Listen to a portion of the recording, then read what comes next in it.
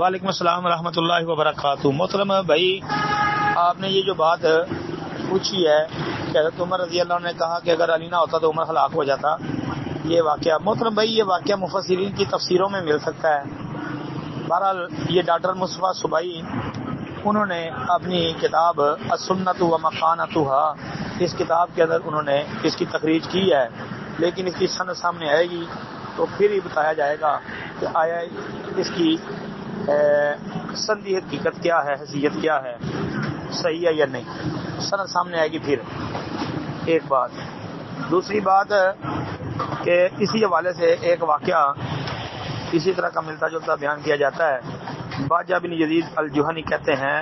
کہ ان کے قبیلے کی ایک عورت اپنے خامند کے پاس آئی، وہ آدمی بھی اسی قبیلے کا تھا، تو اس عورت نے 6 مہینے میں بچے کو جنم دیا۔ اس کے خامند نے عثمان بن عفان رضی اللہ تعالی عنہ سے اس بات کا ذکر کیا تو انہوں نے اسے رجم کرنے کا حکم دیا۔ اس پر علی بن ابی طالب رضی اللہ تعالی عنہ ان کے پاس ہے اور کہا، اللہ تعالیٰ اپنی کتاب میں فرماتے ہیں وَحَمْلُهُ وَفِصَالُهُ 30 شہرا، کہ اس کے حمل اور اس کے دودھ چھڑانے کی مدت 30 ماہ ہے، اور اللہ تعالیٰ فرماتے ہیں کہ وَفِصَالُهُ فِي عَامَيْنِ، اور اس کا دودھ چھڑانا 2 سال میں ہے۔ باجہ بن یزید کہتے ہیں تو اللہ کی قسم عثمان رضی اللہ عنہ نے ان کی بات کا کوئی انکار نہیں کیا اور فوراً آدمی بھیجا کہ اسے واپس لایا جائے۔ اور یہ والا واقعہ جو ہے نا، یہ واقعہ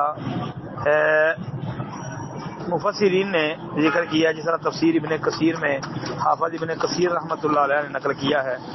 اور پھر تفسیر ابن کثیر کے ایک محقق ہیں حکمت بن بشیر، انہوں نے اس کی سند کو صحیح قرار دیا ہے۔ تو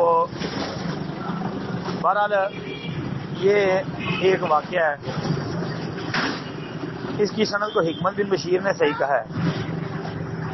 سند اس کی بھی میرے سامنے نہیں ہے۔ باقی یہ بات تو بالکل درست ہے، قرآن کے مطابق ہے کہ 6 مہینے کا حمل جو ہے وہ بھی درست ہوتا ہے، یعنی 6 مہینے میں اگر بچہ پیدا کر دیتی ہے تو وہ بچہ بالکل صحیح ہوگا، حلال اور جائز ہوگا، اس پر کوئی کسی قسم کا یعنی فتویٰ نہیں لگایا جا سکتا۔ تو باقی جو علی رضی اللہ عنہ اور حضرت عمر والا واقعہ ہے کہ عمر نے کہا کہ اگر علی نہ ہوتا تو میں ہلاک ہو جاتا، اب وہ واقعہ جو ہے نا وہ ہے کسی دیوانہ اور مجنون اور پاگل قسم کی عورت کہ جس سے اللہ نے قلم اٹھا لی ہو، جس کو عقل سمجھ شعور ہی نہ ہو، ایسی عورت کی بدکاری کا واقعہ وہ بیان کرتے ہیں،